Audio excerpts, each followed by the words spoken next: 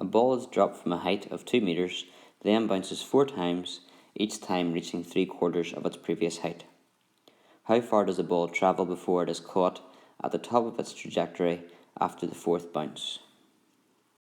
So the ball starts off at 2 meters, and I'm going to do some sideways motion, but ignore it. It's just going to go vertically the whole time, but it'll go down and then it'll go up again, but it's only 3/4, down, up again 3/4, and so on. And it's going to be 4 times, so once, twice, 3, 4 times, and then it's caught at the top of its trajectory after the 4th bounce, so there.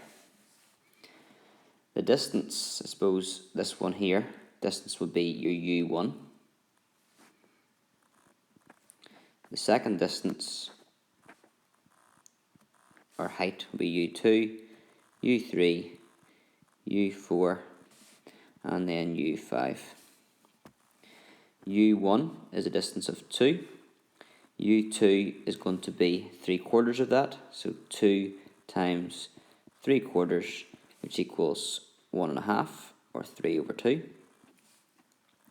U3 is going to be 3/4 of that, so 3/2 times 3/4, which gives 9/8. U4 is equal to 3/4 of that, which gives 27/32. And U5 equals 3/4 of that,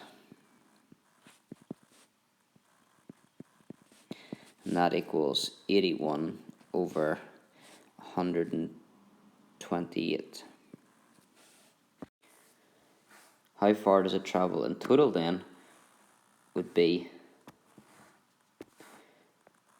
2 meters plus 2U2 plus 2U3 plus 2U4 and plus a U5. So we need to get the right amount of each one.